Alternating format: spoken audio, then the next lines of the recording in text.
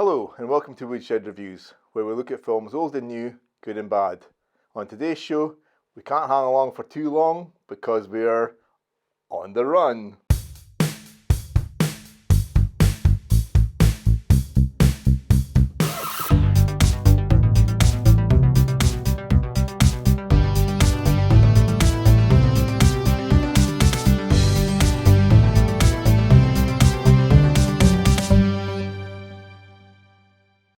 Yeah, so this is a 1988 Hong Kong film that was your choice.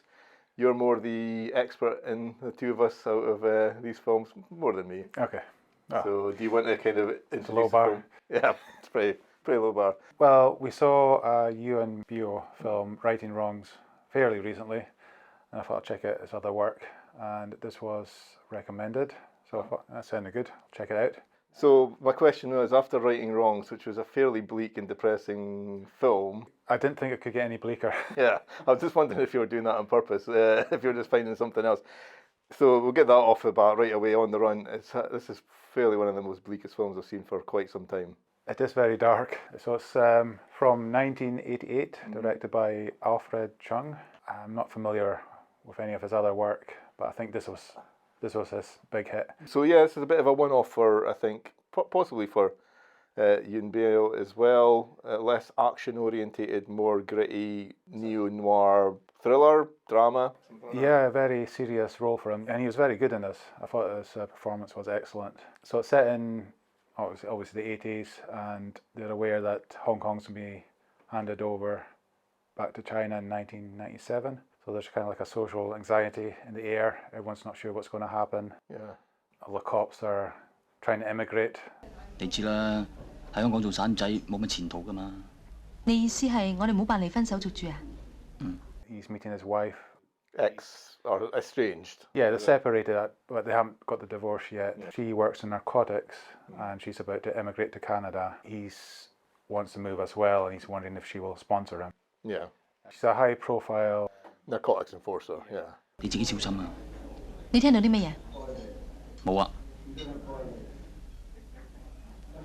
得閒多啲翻去睇下女。我會㗎啦。 They go their separate ways, and she's in the cafe, and a few moments later, an assassin appears and executes her. In the first of many head bullet explosion sort of shots. That department was kept busy with this film. There's one that was particularly irresponsible later on in the film. Okay, is this a bit of background information, or? When you see it, you kind of realise it was a bit dangerous. Oh, right. There was a bad guy holding a little girl, yeah, and it's in one shot, and he's got a massive squib that goes off in the back of his head. I don't know if you get away with that these days. Definitely not. 都未見過咁準槍法嘅職業殺手，點解會搞成咁樣？ So she is killed outright by a female assassin who we see in the opening shot, quite a nice opening shot. I mean, the cinematography is really beautiful in this. It's just top notch. Yeah, I loved it. He's kind of warned off of investigating this too much, so he sort of just goes about it anyway. Yeah, he's warned off by Charlie Lin, who plays the superintendent. And we also find out that he is the current partner or boyfriend of Yuen's estranged wife. Bit of drama and tension going on there. Yeah, the assassin is played by Patricia. Quite prolific in the 80s. Yeah. She's basically a gun for hire. Yeah. She's come over from Thailand to make money. 過嚟嚟睇睇。你做啲型嘅咩？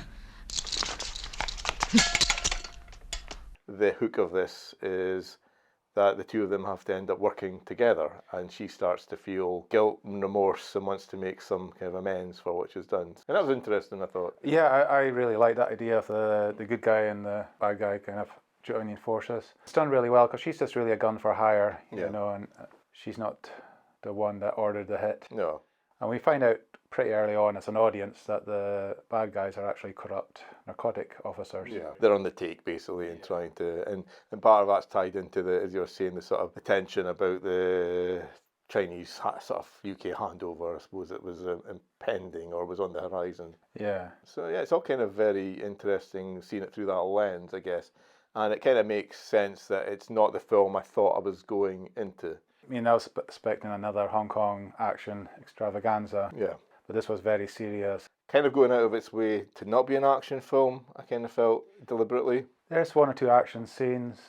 I think if you're going into it for that, you're going to be disappointed. There's one decent stunt where he jumps out of a window onto a lamppost, and like you said, a couple of fight scenes, but they're very, realistic, I guess. They kind of serve the plot rather than sort of some sort of extravagant centerpiece that you can kind of like get involved with. You know? Yeah, and it's very messy fights. It's like grabbing what you can and hitting with whatever.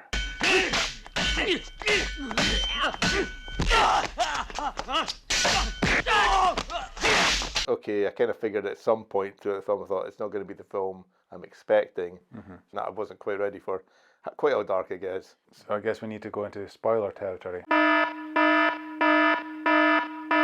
Definitely spoiler territory here. So Yuen and Ha are on the run. They've got the narcotics officers after them, and basically his picture's all over the news, the newspapers. So, it's not looking good for him. And he soon realises he needs to protect his daughter.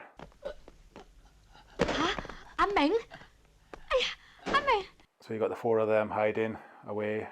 Got a gory scene with Patricia Ha taking out the bullet from his shoulder. Oh yeah, that was nicely done. Yeah. That looked good. Of course, he gets shot in the same shoulder later on. Yeah, I wondered what that was about. Like, it's almost in the same place, is it? I guess these things can happen. We do have a sweet scene where we see Pat Ha bond with the wee girl. Yeah. They have an interesting bonding session, pointing guns at each other. And it pays off later on as well. Yeah. Saves her life.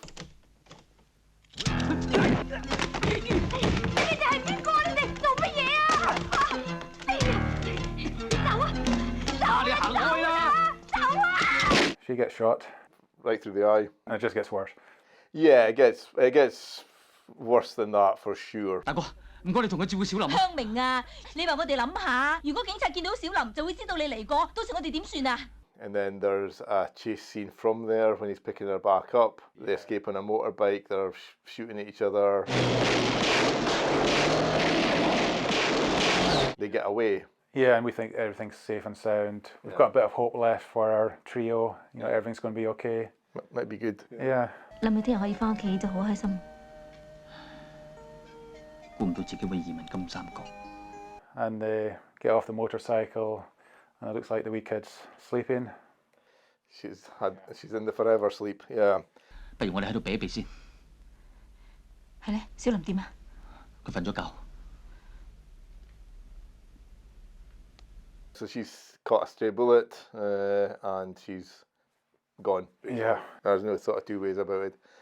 I could have dropped my beer at that point. It was so shocking, It's the last thing you expect to happen. Yeah, it was really well done though. There's that sort of slow sort of realization, that reveal, and when Pat Ha realizes it before Yuen Biao knows, and I was like, oh right, okay. 小林好熱啊，成身濕晒，有冇報啊？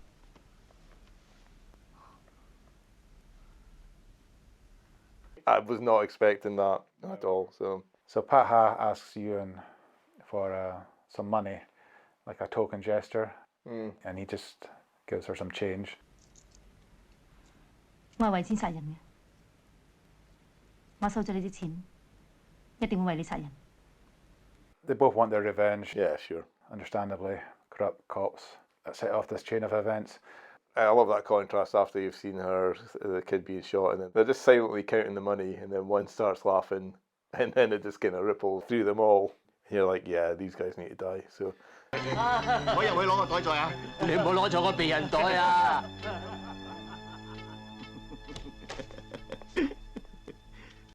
Again, a quite low-key, grounded showdown, I suppose. Quite bloody. One guy gets his arms.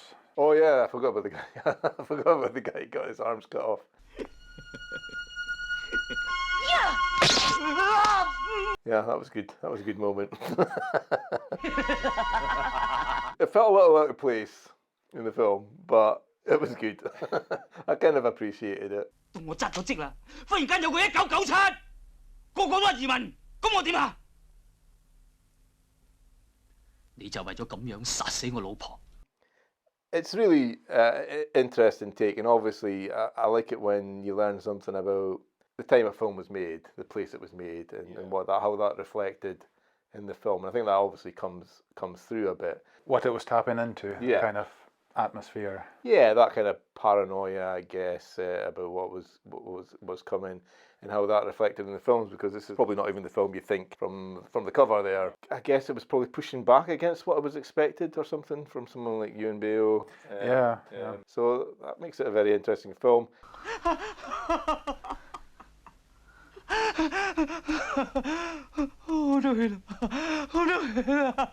They still decide to escape, so they go to the harbour and they meet a contact that's going to take them to Thailand, to the Golden Triangle, where I think she was from.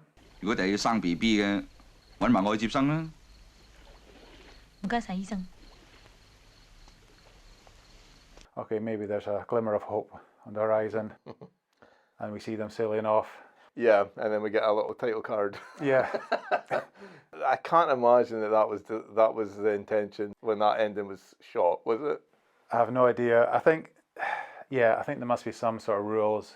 You know, crime doesn't pay. Yeah, I figured that by this point maybe Patricia Ha's character was gonna buy it, you know, and that would have been fine. And a more conventional movie, she might have sacrificed herself to save the kid or Yuen Biao or something like that. Is it a little too dark for me, possibly?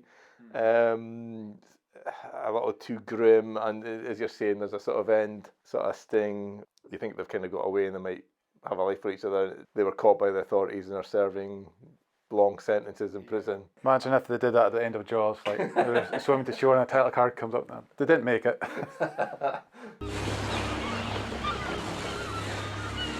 Hey, what day is this?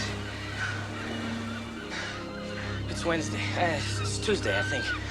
Exactly. That's why I can't help but feel that must have been some interference. At the very moment when you thought it might have a little glimmer of hope, it snatches it away from you. So yeah, a very kind of different film for us, I suppose, even within the genre of Hong Kong action films, which it isn't really, I suppose.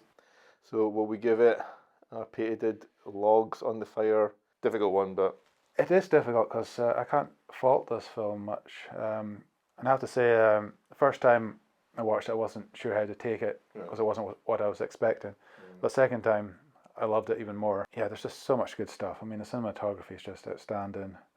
I love the central performances, the characters. It's very tense. I'm going to give it 4.5. All right, wow, okay. That's pretty high. I think I've only watched it once, so maybe I certainly think it is sort of thing that I need to watch again and go into it knowing like that. But even with that, although it was a little too bleak, even for me, particularly like the young kid and the title card, as you're sort of saying, was just a bit of a, okay. Yeah. I probably appreciated more than I enjoyed it, but appreciate a lot of the sort of aspects of the filmmaking of the time it was made. For obviously two people working together against odds, we've seen before, it's the buddy action cop movie sort of thing. Yeah. This is one that's like to the extreme, you know. Yeah. So that was interesting. And yeah, some sort of nice action, but very sporadic, but very realistic. So I appreciated it for all that. I can't say that I loved it, so I'm going to say 3.5 logs on the fire. I'll give it a second viewing at some point, so who knows. Yeah, I think it's one of these films that you just appreciate more the more times you watch it. It's definitely one that stays with you. Yeah, I kind of figured, like, watching it, I thought it's more going to be your cup of tea than mine. But I still, I think I really appreciated it. It was interesting, and I definitely feel like I'll watch it again at some points. Cool. Okay, that's our episode of On the Run. I hope you enjoyed it. Let us know what you thought about the film, and we'll see you next time. Cheers.